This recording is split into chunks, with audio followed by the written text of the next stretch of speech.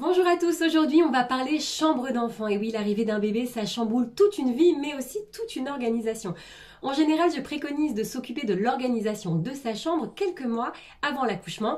Et aujourd'hui, je m'occupe de l'arrivée du bébé d'Aurore, la 4e gagnante du jeu concours organisé avec la Banque Postale.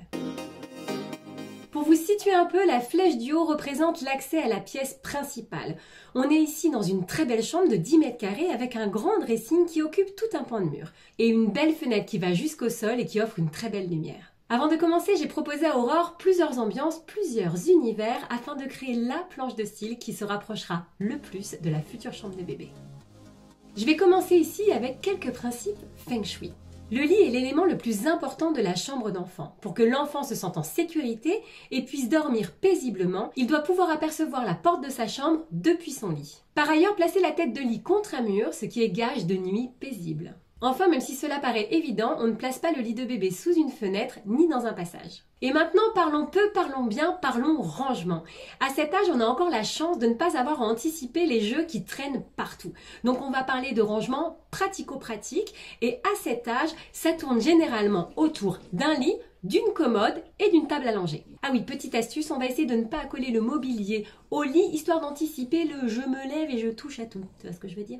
Pour plus de confort, surtout pour le papa et la maman cette fois, n'hésitez pas à ajouter un fauteuil dans un coin de la pièce ou sur un mur qui ne gêne pas le passage.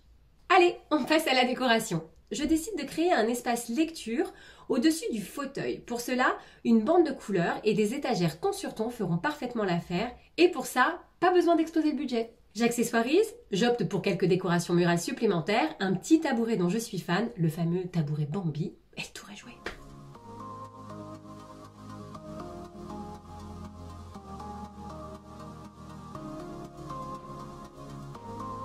On peut maintenant passer côté lit et je commence par repeindre le mur avec une peinture naturelle, évidemment. J'ai opté pour un vert pastel très doux qui accompagnera bébé aussi bien dans son sommeil que dans ses temps d'éveil. J'ajoute le fameux Stickers Moon de chez Peppermint que j'adore, un tapis en forme de nuage au sol et enfin le clou du décor, un magnifique ciel de lit. Je finis d'accessoiriser et place à la lumière. Et pour vous plonger davantage dans ce magnifique univers, place aux photos 3D réalistes.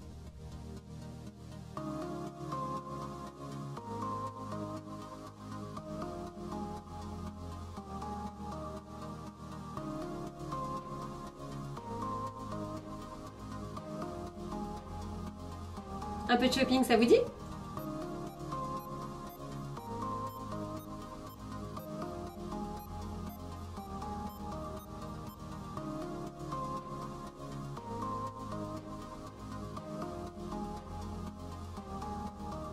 J'espère que cette réalisation vous aura inspiré et que vous aurez fait le plein d'idées. Je vous dis à très vite dans On parle déco.